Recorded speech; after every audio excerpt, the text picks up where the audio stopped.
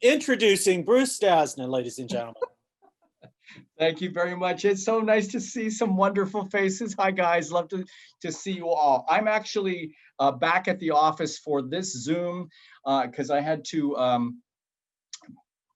get a few more things on my checklist completed. So I've just left Pachanga. I have my official security badge that makes me official at Pachanga. It's today's color for the COVID-19 safety inspection. We're all wearing purple. You can't facsimiles these, so don't attempt that at home.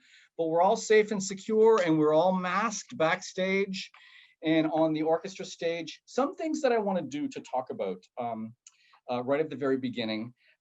We're all super excited now that we're into orchestra dress number 1 tonight. But before we really jump into it, there's something that I want to say to all of you, that the teams that have been working kind of around the clock over the past 3 weeks, our production team we call Team MAP, our marketing team, our development team, all of the groups have been interfacing in a beautiful and collaborative way since we started to work towards focusing this project. And the work has been spectacular company-wide. And I just want to say kudos to everybody for achieving what we've done so far. And in particular for my group, the production artistic department, literally working around the clock. And it's nothing short of spectacular. It's super exciting. What I want to do to start off with is I want to show you, with the help of my able and talented colleague Kevin, is a couple of clips of what we've been doing since the first day of school. Everybody arrived on Sunday, the 4th of October. It feels like a month ago for me. And our first musical rehearsal day was looked like this. So Kevin's going to show us a picture of where we were. There's me behind the Yamaha Clavinova, masked and in the parking lot of the Kroc Center in La Mesa, California. Go to the next clip, please. Maestro Rafael, who is leading this production so ably and with charm. I think we have a couple of more photos, perhaps. This is our soprano playing Mimi, Ana Maria Martinez. You can see that she's not singing in this instant moment, so therefore she's masked and she's socially distanced. And in the background, some of our very fantastic crew. Thank you, Kevin. And then, of course, our next slide is Josh Guerrero, who's playing the role of Rodolfo, also not singing in this instant moment. So again, effectively masked. We're following all of the protocols. And then I wanted to play you a little clip after we rehearsed on the hot pavement for 5 days. And it was literally between 100 and 104 degrees under our canopy. And we were smoking, we were hot. It was super fun, but it was also quite exhausting. And by 5 days into it, I'm going to give you a little taste of what we were dealing with and what we were hearing. So Kevin, this is Act 2, towards the end of Boheme.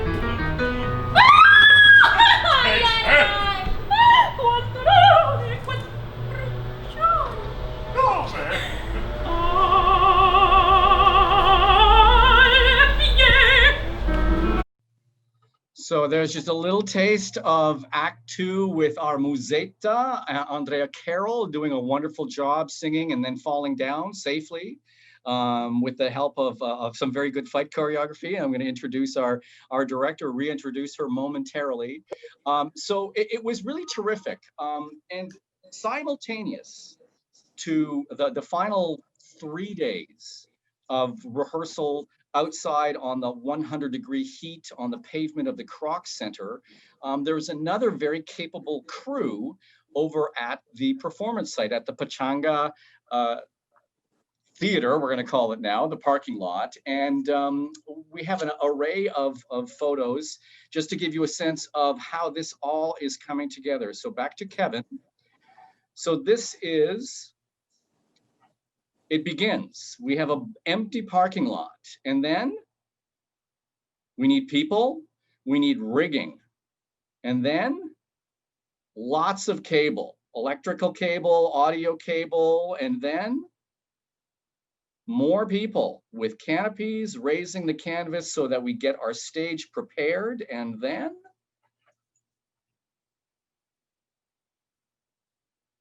okay, those are some photos from that, and then we have a time reduction. This is a fantastic 45-second clip that gives you a sense of exactly how this thing is being put together. And away we go with our little clip. And there we go.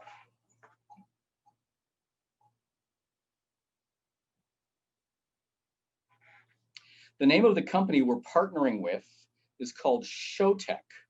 And so what they're doing is they're putting all of the trusses and the rigging together. This is over the course of 2 days of load-in and preparation for the singer stage. And you see they're madly and frantically working also in the heat. And as the day grows a little older and the stage gets higher and higher, we have lighting grids being supported, and our lighting designer, Christopher Wren, has actually been doing the plot for the lighting cues in his studio at home. So a lot of this has been pre-programmed in advance. And so that gives you a sense of where we are. Now, in addition to that, we've got the orchestra on a side stage that also had a lot of construction. And the reason that we had to have 2 separate stages is there's a lot of mandates that we've been following with the American Federation of Musicians, and the players have to be distanced 6 feet between the masked string players, and then 12 feet between all of the woodwinds and the brass players. So we're only allowed to, have a certain amount of real estate and for the orchestra. And similarly, Keturah, who I will reintroduce in a moment, will start to give us the lowdown on some of the challenges that she faced. But one of the chief challenges as a company that we had to deal with was the orchestra, who agreed to play, was restricted to 90-minute services. And so whatever we do, we have to do within a 90-minute window. Now, you all know Boheme, the running time is just shy of 2 hours. So we had to, of course, cut more than 30 minutes worth of music. And I remember from one of our very first group Zooms where we started to talk about the philosophy of this, our stage director and I started private messaging each other right at the get-go without the books in front of us. Okay, we can cut this, we can do this, we can maybe segue into that. And we started to do it on the fly, which so much of it is. So what we have basically is an 86-minute version of all the good stuff. We have gotten a waiver from AGMA, which is one of the collective bargaining units representing singers, actors, or singers, directors, and stage management, and they gave us a waiver to not employ the chorus specifically in Boheme, and in lieu of that, we were going to find other employment opportunities to make sure that that they're able to also be gainfully employed. But at this point, I want to now reintroduce from one of our very first episodes of August Heat, actually our second episode, my colleague, my friend, our director of La Boheme. Please welcome back Keturah Stickann. Welcome, Keturah. Hi, it's good to be back. Nice to see you. It has been not even 12 hours since last time, right? And I know that you're still at the theater. I was at the theater doing some work on the mixing of the orchestra reduction while you were writing some more lighting cues, yeah? That's right, yep. Okay. We actually just finished the last cue of the show, but because we have to light in daylight, it's all theoretical, so we really won't see light cues until tonight's rehearsal for the first time. Also very, very exciting. So when we first started to talk on Zoom, you and I, we talked about a lot of different things. We talked about specifically in the context of verismo opera. We talked about intimacy directing and intimacy choreography. We talked about the structure of Puccini in La Boheme. And one of the things that you had mentioned about the structure of La Boheme was there were some pieces that have no stage direction, which give you a million different ways to reach out and tell the story. But Puccini gives you such a distinct structure and allows for creativity in a much more subtle way, is one of the things that we touched on in our Zoom. We also touched on something called the kiss or kill position. Yep. Was fascinating to me in terms of how that all deals with proximity and allows you as a director to manage distances for people to come in for either a kiss or a kill, which was a very interesting conversation. And we also talked a little bit about the idea of camera angles in HD performances. And one of the things that we discussed was the fact that with camera angles, what we gain in film is a subtlety and a nuance that the audience is unable to garner from an opera house with a classic proscenium stage. And all of these things are now going to come back to haunt us because now we have to deliver the goods. And I'm going to ask again, Kevin, to roll one clip. I picked 2 clips from our Zoom and use it as a touchstone. This one is about 3 minutes long, and it talks about, you'll see. Yes. So talk to me about the future of how you're going to convey these concepts. Well, yeah, the future. I hope it's a brief future, and we can move on. But yeah, it's been the bane of the stage director right now, thinking about how we tell these stories if we can't get close to each other. One of the things that I think is really important is gaze. The way that we look at each other, the way that we gaze, the fact that you can tell somebody is attracted to somebody else, even if they're 20 feet apart from each other. Because if the one person is talking and the person who's listening cannot take their eyes away from them until that person turns to look at them, and then they're scared to look at them. It's the same thing. It's putting themselves, even though they're far away, meeting gaze puts them even at a distance in that same kiss or kill position. And so you can tell that that 2 people are toying or flirting with that type of relationship with each other when they're fearful of matching that gaze, because to do that is to open up so many more emotional spaces than they are ready for in that moment. And so I think that how we look at each other on stage, how we watch each other on stage in these times when we can't necessarily touch each other on stage is going to become an incredibly important and powerful way of dealing with how 2 people are connecting in space. Again, what I was just talking about of just who we orient our body towards has a lot to do with how we're feeling in those moments as well. And I think also we just I think our personal posture surrounding the way that we feel about somebody is going to have to be larger, because it's all very easy when we can get very close to each other, and in that closeness share an arm on the shoulder, a kiss, an embrace, whatever it is. That's a very simple posture and gesture for the audience to immediately understand that attraction. But I think in these times now, without people actually being able to connect physically with each other, we're going to have to feel those butterflies emanating from a person without them being in physical contact with the person for whom they have the butterflies. And so I think it's going to be, I think there's going to be a lot more postural, gestural language that feels very intimately alone, the way that we might feel as a teenager in our bedroom thinking about a celebrity crush that we might have. Those sorts of postures, we're as an audience going to be able to read in a way that we wouldn't necessarily need to think about or utilize when we can actually be physically close to each other. So that was 9 weeks ago. Feels like a lifetime ago. I'm fascinated and really excited to hear how these ideas have come to fruition, if anything, was thrown out in exchange for new concepts along the way. Keturah, tell us about your experience from boots on the ground, from the day one where we started to have to work in the heat on the parking lot of the Kroc Center. Yes, the heat. Well, I have to say right off the bat that we have been blessed with an incredibly willing cast of players.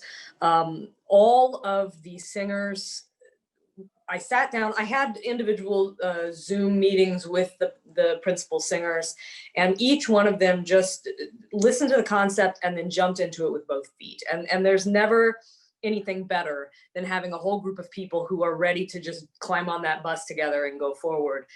There was no resistance at all to the way we were going to have to tell this story, and that just that's life-changing for a short rehearsal period, because it really allows you to explore more than you would be able to should you have to continually explain why it is that we want to go in this direction. Everybody just sort of went with it. And I'm particularly proud and pleased with Joshua Guerrero, who is singing on Rodolfo, because so much of what I was speaking about in that last clip was posture, and how do you show an audience if you can't get close to somebody? How do you show attraction? How do you show fear? How do you show guilt? How do you show love?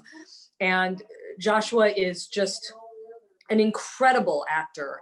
And just even when he's not singing, his voice is mind-blowing, but even when he's not singing, he's just a presence on stage that you can't take your eyes off of. And so we had a long conversation about how big he was able to be. And I told him, I said, I really think with the distance, and with the distance between you and the other singers, as well as the distance between people in their cars and you on stage, I think that you're going to be able to be pretty broad in the way that you express your physicality, in order to get those emotions across the audience and get those emotions across to your fellow singers.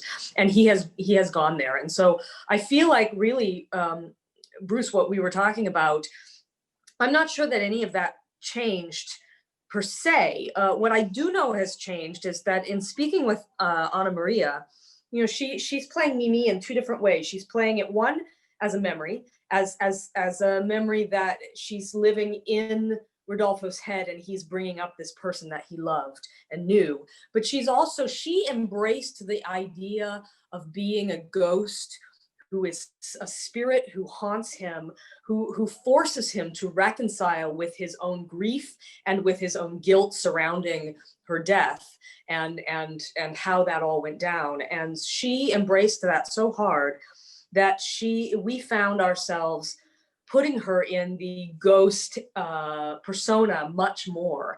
And so she lives inside the space with Rodolfo in a way that I don't think I was expecting when I was first thinking about how we put together this piece. And seeing her go from this youthful, childlike person in the memory sequences, Act 2 being one particular moment where we sit in memory for a very long time. That entirety of Act 2 is all about remembering a scene, a thing that happened with a bunch of friends, and she very much sits in the memory in that. To seeing her become this ghost with thought about what happens to her before she died, there's an understanding and a stateliness to that particular manifestation of Mimi that I find fascinating. And I think Ana Maria makes the shift back and forth so brilliantly. And I'm so happy that she and I got so much time on Zoom to really talk about who she was, who she is as somebody who's already passed, and what it would be, why she's coming back, why she's there, why she needs to help Rodolfo move forward in the wake of so much tragedy in his young life. Great, thank you for that. I want to take a small step backwards in time, and because now we're addressing the nuts and bolts of the production and how the characters are functioning in this sort of memory play that is playing out in Rodolfo's head. Tell us why you have made these choices specifically in relationship to the requirements of the stage and the square footage allocation per singer, and the challenge that was given to you and how you have managed to deal with that. Can you ask that one more time? So there's a reason why that you've chosen to have Rodolfo do this sort of as a memory play and working through his emotions and his relationship with Mimi, who is now dead. So he's looking through things in the filter of the past a lot of the times, correct? Yes, absolutely. In fact, the whole time. Rodolfo spends almost entirely the entire show outside of the memory, sits very much on the edges of where he is, as opposed to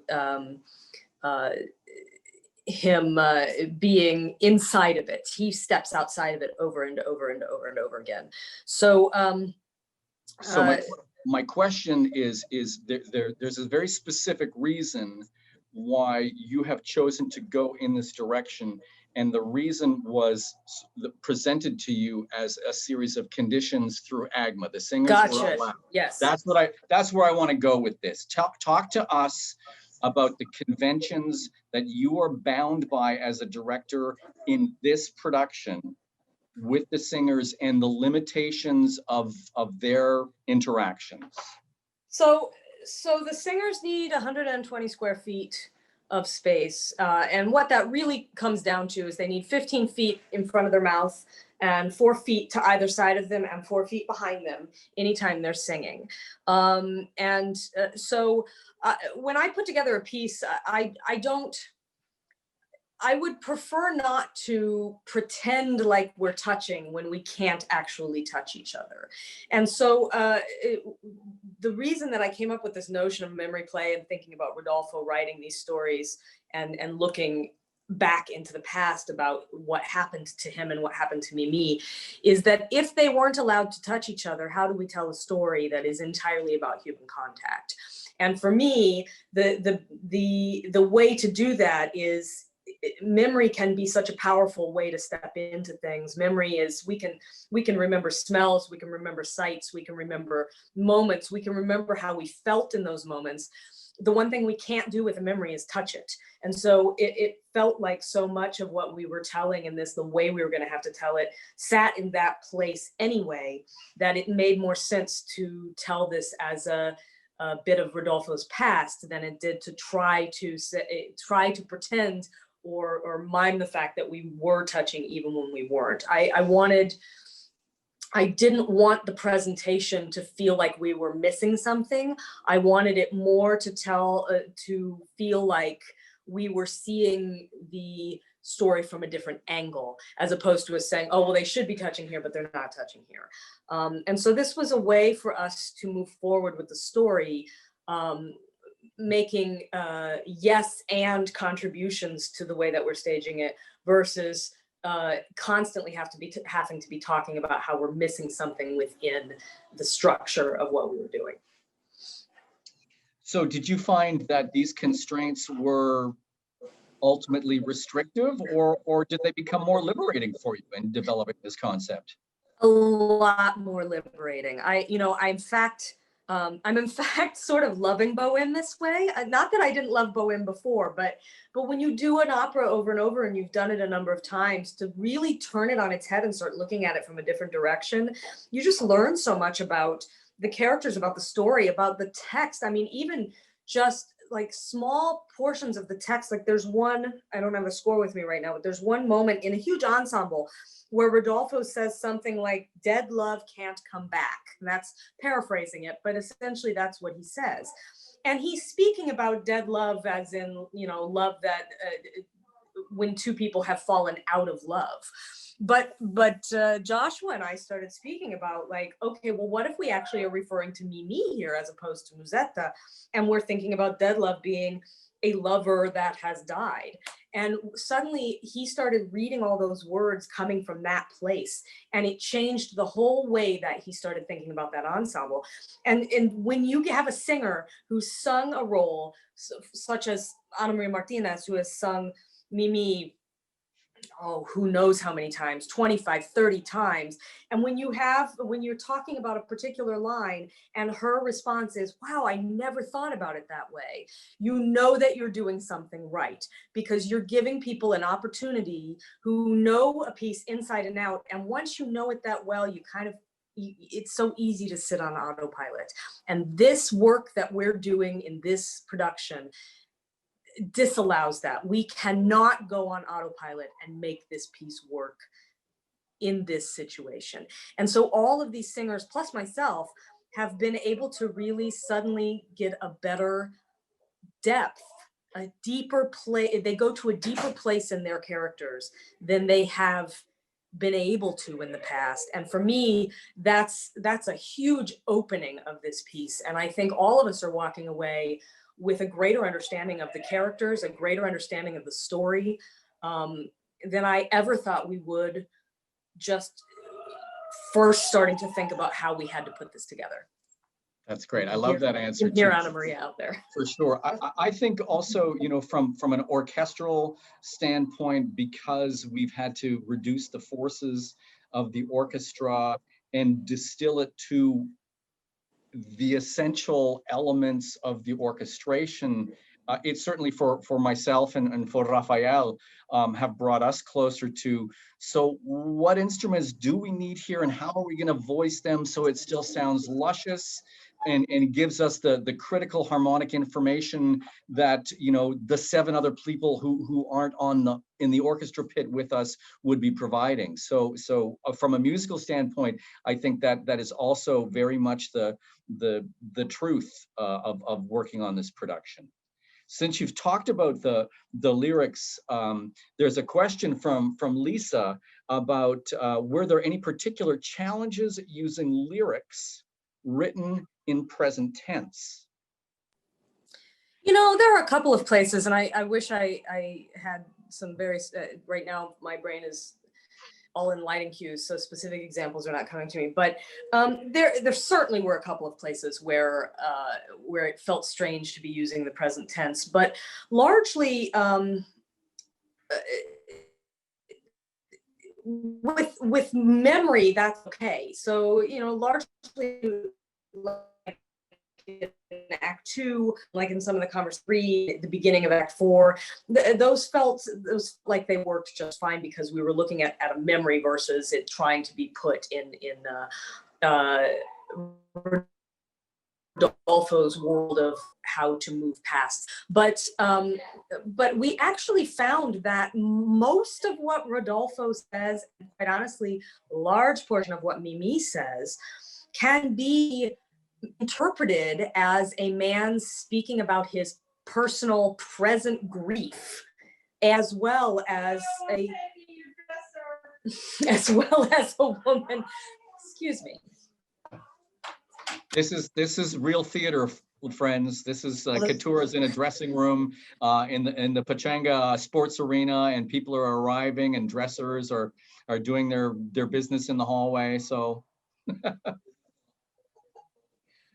But yeah, the dressers have just arrived. We have costumes for the first time tonight, so it's it's a lot of stuff going on in the hall.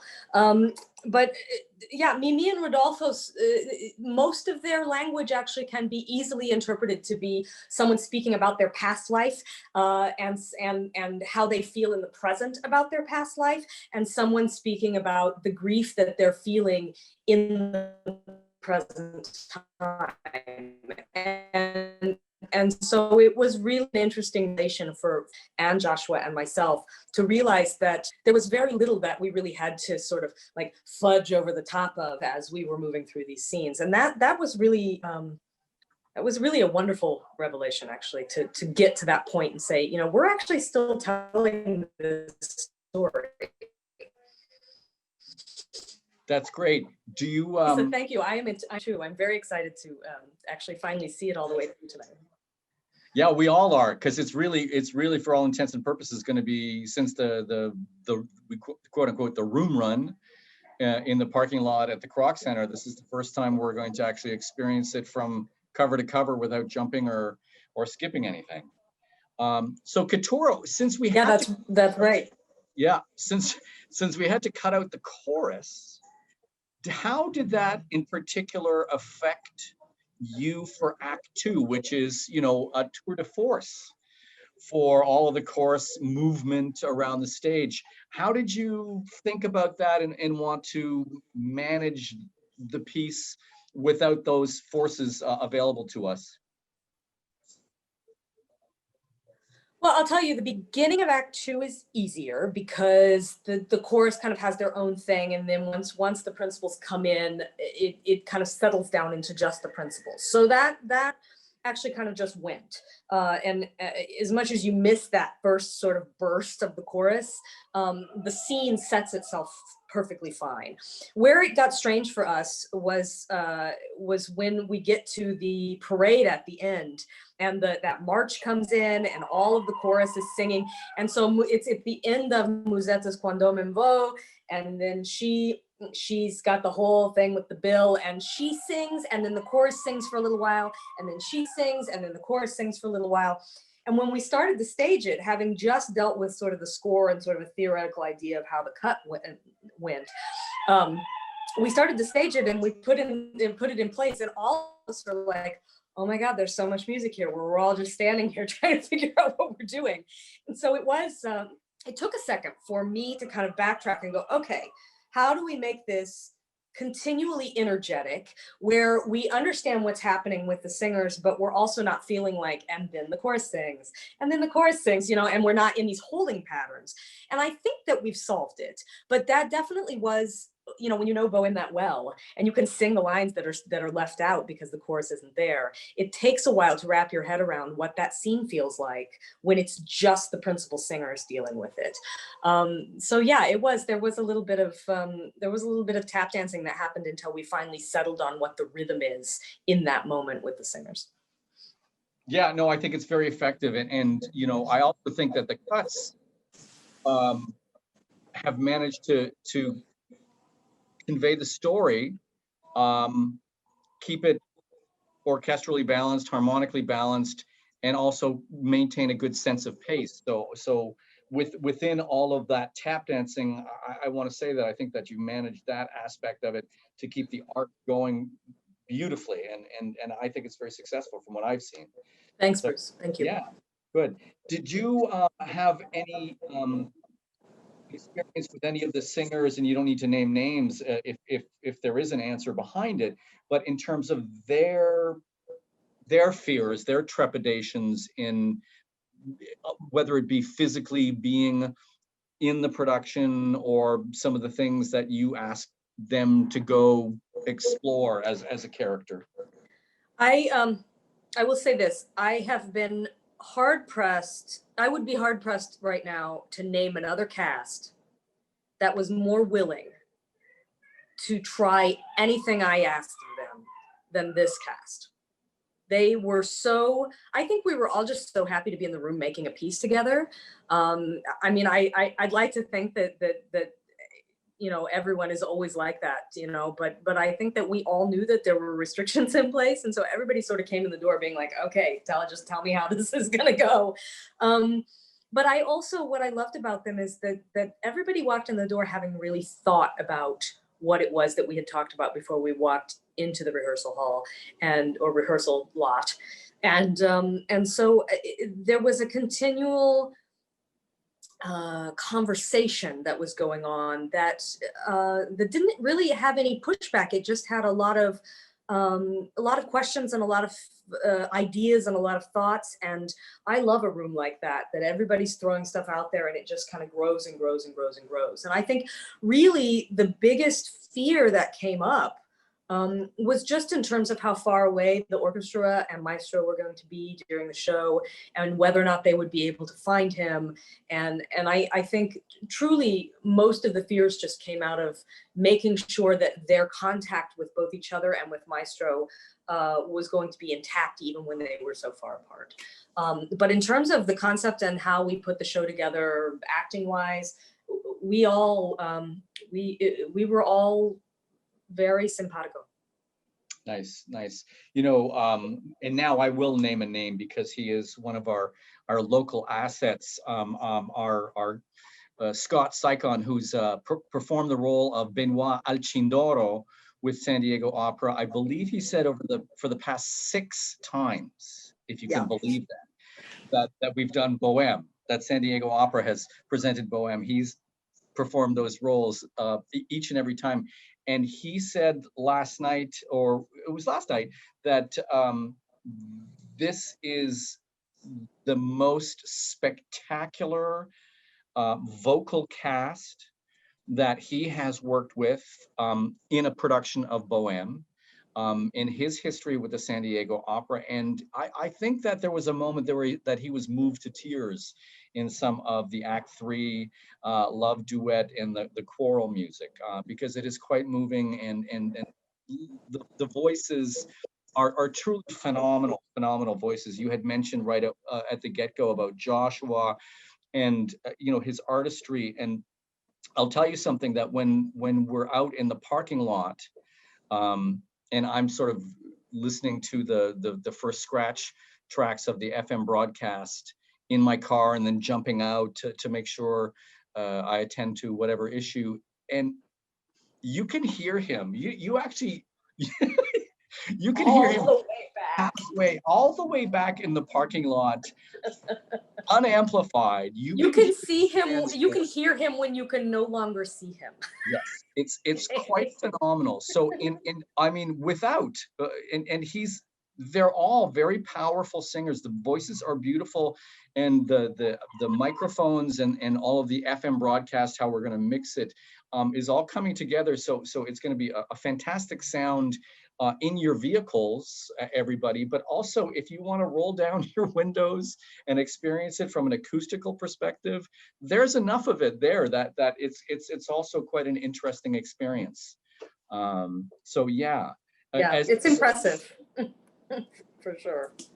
As we start to move to the last third of our segment here, one of the things I want to invite everybody to do, if you do have a question for Keturah or a question for me, please feel free to use the chat dialogue box and ask your question, and we can try to answer as many as we can. And while any questions do come through, so what is it like, Keturah, to be doing tech rehearsals in a parking lot with that distance, and is it different? Windy.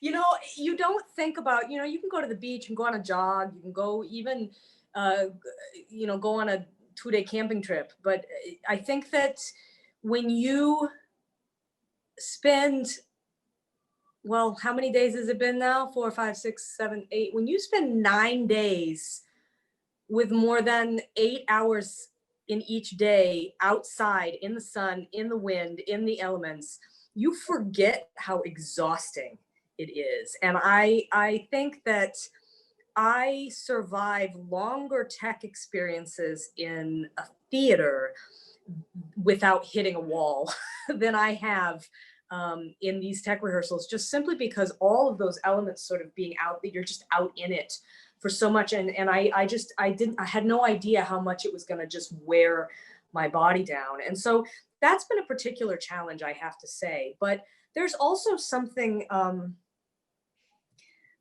there's something glorious about being out in the open air and hearing these singers sing. And so that's kind of kept me going, even as I feel myself just like, you know, sinking back. I'm so bone tired when I get home at night that it's hard to believe that that I'll be able to wake up again in the next morning and do it all over again.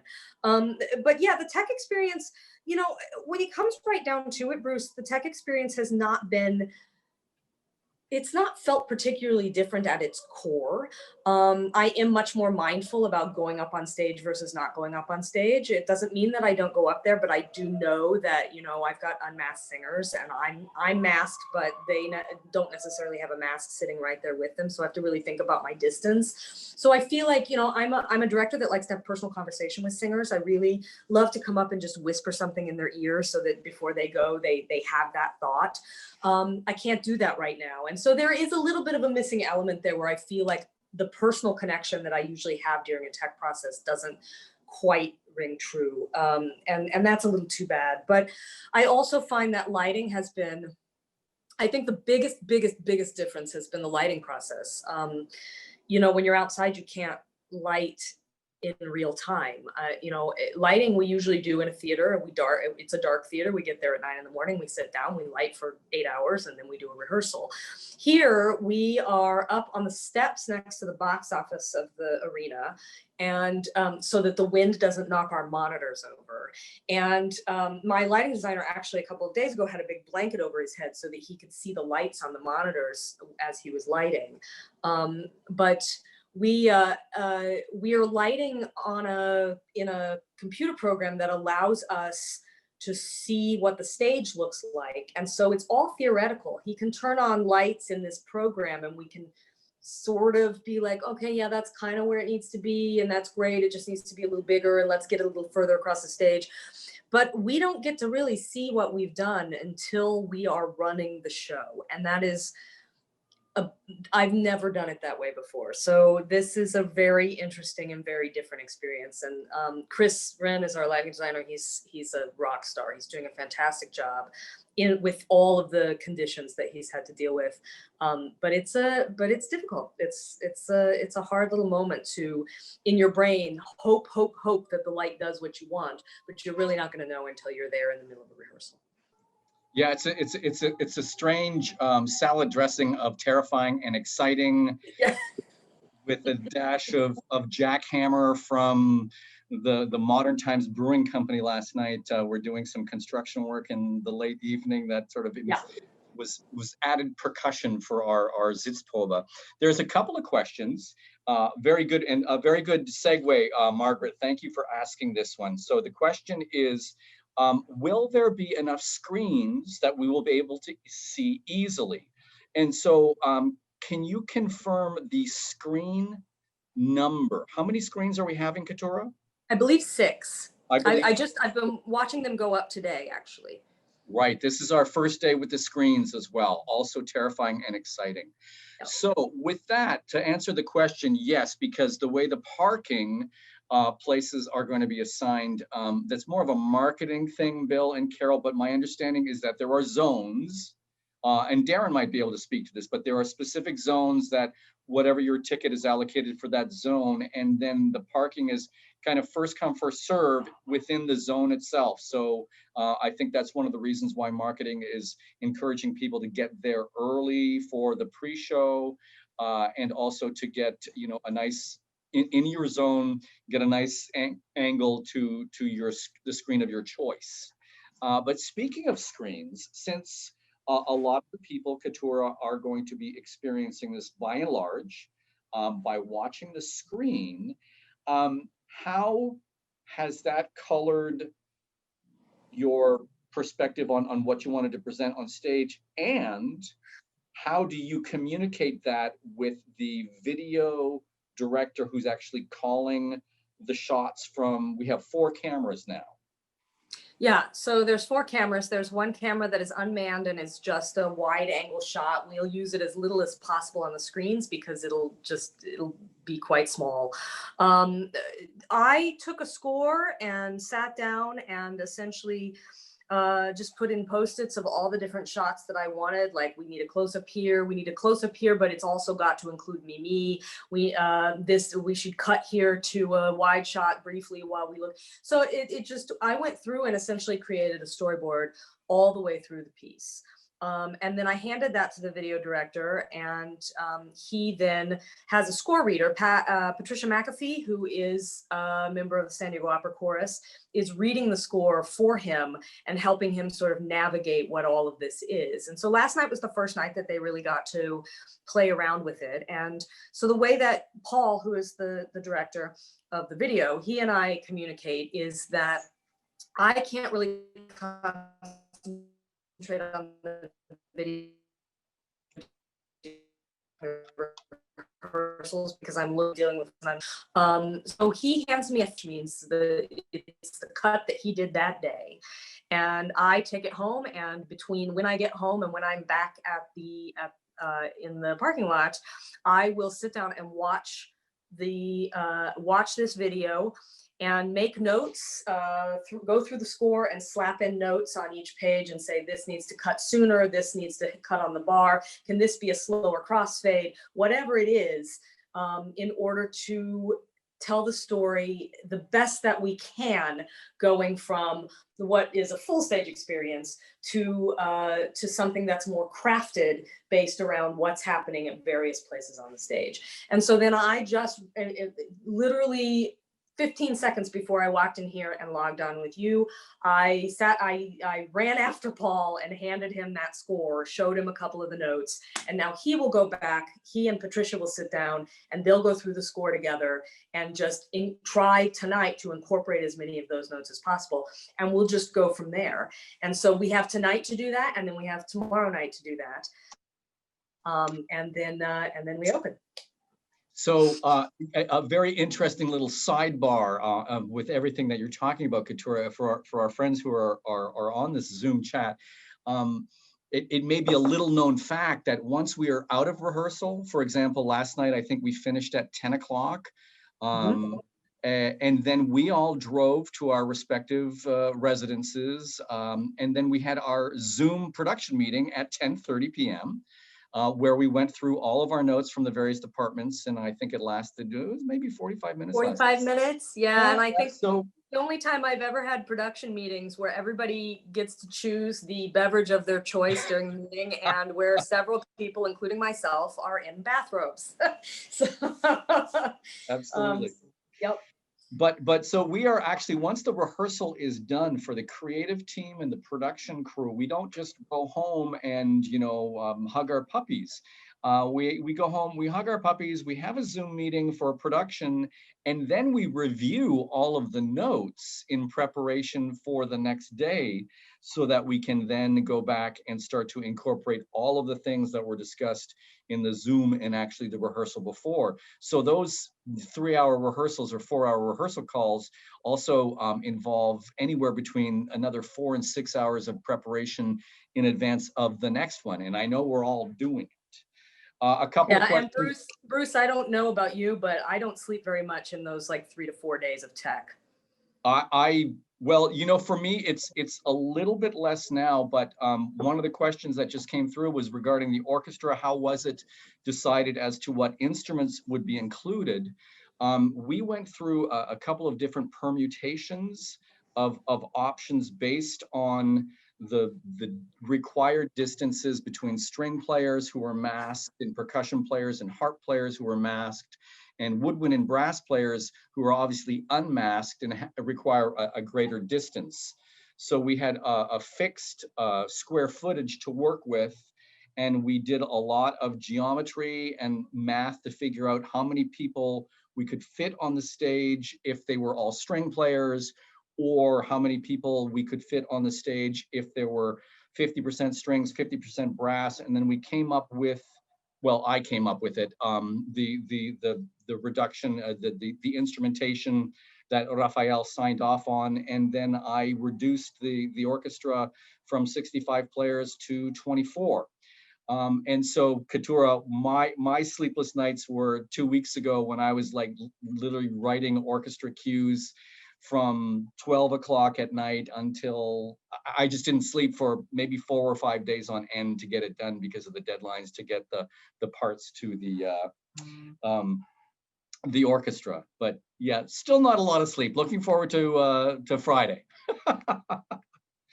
Next question is, at Mainly Mozart, they told us to either open our windows or use the radio. And if we use the radio, we need to shut the window as there is delay. Gretchen, you're absolutely right, because what happened with Mainly Mozart is they were giving you two sonic opportunities to choose from. They had on their stage, on stage right and stage left of their orchestra stage, they had an array of speakers, so you could actually listen to the performance through those speakers or listen to it on FM broadcast. And it's called latency when the signals don't line up. So that is an absolute requirement when you have those two systems in play. We opted not to have an array of speakers on either side of the stage and strictly control it from the FM broadcast. So while you can open your windows and you can experience the sound of the orchestra and the singers, there is no latency with the FM broadcast, or it is under 0.03 milliseconds if you want to get technical about it, and you won't perceive it as such. So that's why we have the opportunity to have a little more open air if you choose to do that. How will there be a recoding, Ron? Are you asking about a recording? Yeah, okay, great. Will there be a recording of this opera that can be shown later? Well, my cagey answer is maybe. And the reason I say that specifically is because in this new world of broadcasting, there's an entire, literally new book of policies and regulations with various performing arts bodies that we are going to learn to deal with in terms of monetization of digital rights and digital rights management. So it's a whole new, brave new world of how we approach that type of stuff, whether we determine we're going to try to broadcast it and if there's going to be a paywall. But there won't be I can guarantee you that because of the restrictions that our various unions and collaborations have on us, or let's reverse it, the permissions we are granted. We are granted the permission to do these live broadcasts. And if we want to do anything in the future, then it's subject to a secondary round of negotiation. Yeah, there you go. How will a critic assess the quality of the production and voices? What changes will be made from performance to performance, asks our board president, Mr. Robert Kaplan. Well, I would say, Bob, that a critic is going to assess the quality of the voices in exactly the same way that one would if you're in an opera house, because the quality of broadcast, the quality of microphones, and all of the sound equipment that our sound designer / engineer Ross Goldman from Event Wave Productions has decided on. I mean, these were hours of meetings to decide what microphone instruments we were going to use for the singers for the best possible quality, and for the orchestra. So it's really no different from creating well, an LP record, a high fidelity recording, and the same type of quality there. So we would a critic would be evaluating with the same sort of sense of ears. And so the changes that need to be made from performance to performance really will probably be due to daily factors of whether a singer is maybe tired and needs a little more help with the amplification and the balance of the soundscape. But we'll look at that on a day-to-day basis. Darren Dietz is making a mention about the pre-show, Dr. Nick overview of the story, rehearsal slides, time-lapse video, lots of fun stuff, and another reason to get there early. Please tell us in the FAQ email, what time will the pre-show be? Darren?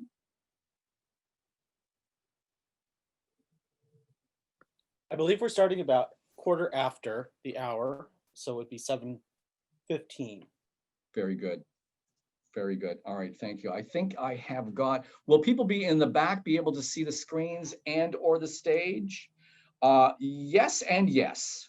You'll be able to see both. I mean, the further the back you are, you know, it's like being at a rock concert. So think about the last time you were at a rock concert, and if you were in the back of Shea Stadium, You can see the people, but a lot of your information will be extracted from the screens themselves. So so far, those are all the questions. As we start to wrap up, I have to say to Keturah that this is quite a wild ride. Quite a wild ride. Yes. And again, kudos to you for achieving what you've achieved, because it is pretty phenomenal. And as the first American opera company to take on this endeavor, aside from my good friends at the Phoenicia Festival of the Voice in upstate New York, who did a similar thing on a different scale, I think what you've achieved is fantastic. And we're all very excited. And because you're doing Zoom meetings at 10:30 at night and then doing 6 hours of preparation for the next day of rehearsal, etc., I want to thank you very much for giving us an hour of your very, very valuable time right now. So on behalf of everybody here, thank you so much, Keturah. And guess what? I'll see you in 3 hours. No, 2 hours. 2 hours. Great. Great. Well, listen, everybody, thank you so much. How will you use what you have learned in this production in the future? Closing question.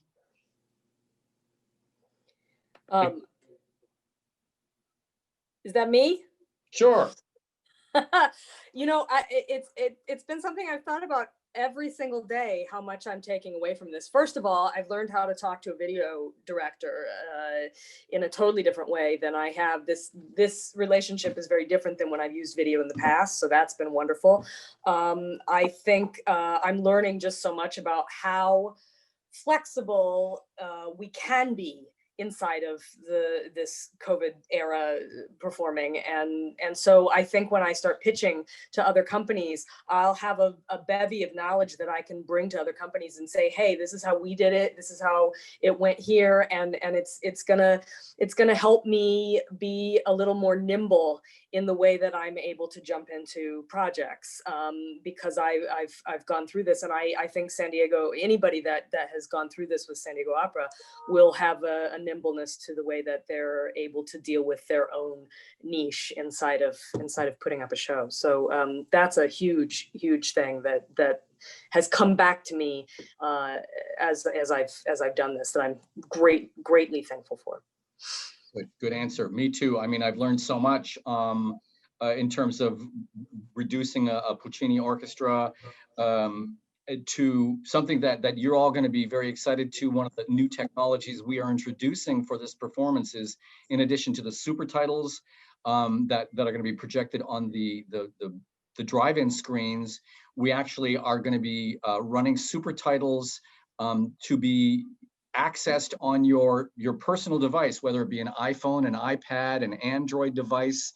There'll be information on site and advance to click a URL that you can interface with the super titles and watch them on your device as well. And that's going to be a conduit for a lot of new content for our next set of productions that we will start to incorporate into this new technology. So lots of learning and lots of excitement. So that's our Zoom for today, everybody. Thank you very, very much for joining us, and happy opening to us all. Ciao, ciao.